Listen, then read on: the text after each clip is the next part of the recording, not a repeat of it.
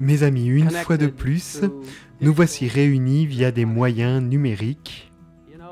Vous savez, il est extraordinaire de pouvoir se connecter et réfléchir pendant quelques instants à ce que la parole de Dieu nous dit aujourd'hui.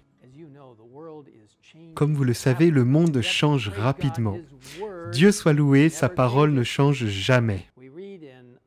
Nous lisons dans Ésaïe 40, verset 8, « L'herbe sèche, la fleur tombe, mais la parole de notre Dieu subsiste éternellement. » La semaine dernière, nous avons examiné les prophéties du chapitre 8 de Daniel, en particulier le verset 14.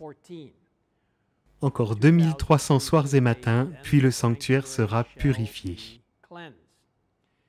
Comme nous le savons, le calcul de la période du temps indiquée dans ce verset conduit à l'année 1844, année où de nombreuses personnes attendaient le retour de Jésus. Et bien qu'ils aient eu raison dans leur calcul du temps, ils se sont trompés dans l'événement attendu. En supposant, comme beaucoup de chrétiens, que le terme sanctuaire se référait à la terre, leur conclusion était que Jésus reviendrait et purifierait la terre en 1844. Cependant, par l'étude de la Bible et la prière, ces premiers adventistes ont compris que le sanctuaire dont parle Daniel 8, 14 est le sanctuaire céleste où Christ exerce son ministère aujourd'hui pour vous et pour moi. Ils ont examiné Hébreux 8, versets 1 et 2, qui dit « Nous avons bien un tel grand prêtre, qui s'est assis à la droite du trône de la majesté divine, dans le ciel, et accomplit son ministère dans le sanctuaire, le véritable tabernacle, celui qui a été dressé par le Seigneur et non par un être humain. Le sanctuaire sur terre, construit par des mains humaines, mais suivant les instructions divines, était une sorte de sanctuaire céleste. Il a servi d'exemple pour illustrer le plan du salut.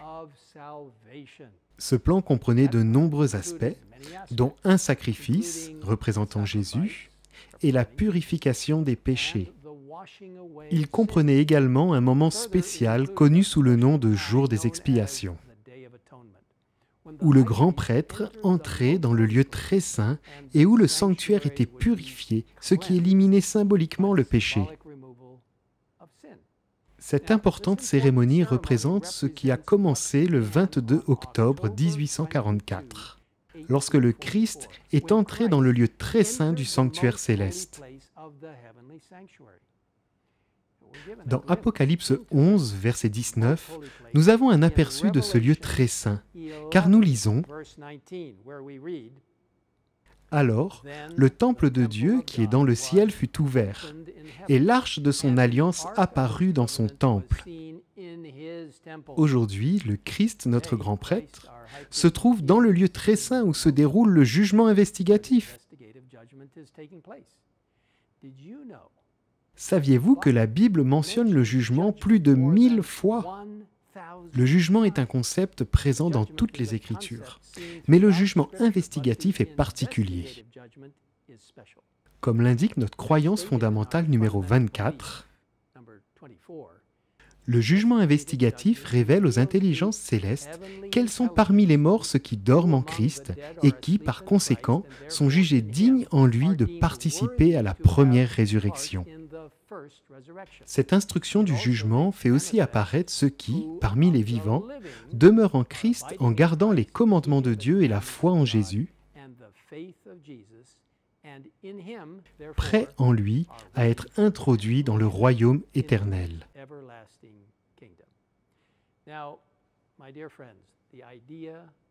Mes chers amis, l'idée du jugement peut être vue et comprise de façon inquiétante par certaines personnes. Après tout, nous sommes tous des pécheurs. Et bien que cela soit vrai, Dieu soit loué, nous avons un Sauveur qui est notre avocat et notre juge. Nous lisons dans Jean 5, verset 22, dans les Écritures, « Le Père ne juge personne, mais il a remis tout jugement au Fils.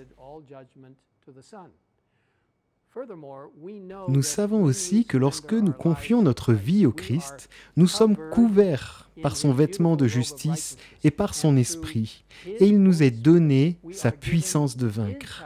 C'est donc une puissance qui justifie et sanctifie.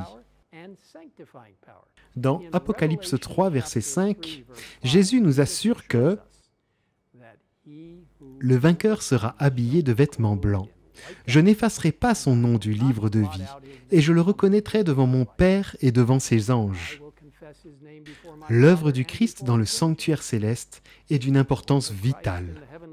Dans le merveilleux livre intitulé « La tragédie des siècles », à la page 531, on peut lire ce qui suit. L'intercession du Sauveur en faveur de l'homme dans le sanctuaire céleste est tout aussi important dans le plan du salut que sa mort sur la croix.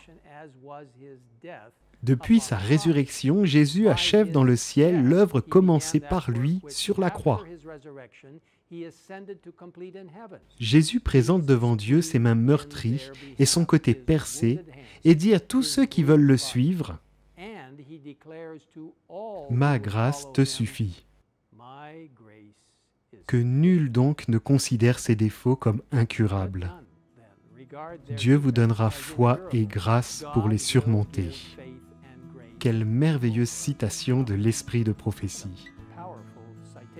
Alors, chers amis, aujourd'hui, je voudrais vous encourager à placer votre espoir en Jésus, notre Sauveur, notre avocat, notre grand prêtre et notre roi qui revient bientôt.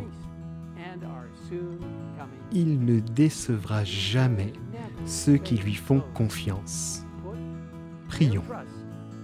Père Céleste, merci pour ce merveilleux enseignement selon lequel tu es le sacrifice, tu es le grand prêtre, tu es le roi à venir, tu es notre tout, capable de nous justifier par ta justice. Tu peux nous sanctifier par ta justice et par la présence du Saint-Esprit dans nos vies. Merci de nous avoir dit que tu as commencé ce précieux jugement investigatif en 1844, qui sera bientôt conclu, car nous savons que Christ reviendra bientôt. Alors Seigneur, nous remettons maintenant notre vie entre tes mains, et par ta grâce, par ton sacrifice, par ton ministère, nous pouvons revendiquer la victoire en Jésus. Nous te remercions de nous écouter. Et nous te demandons tout cela au nom précieux et puissant de Jésus-Christ, notre Sauveur, notre avocat et notre Roi. Amen.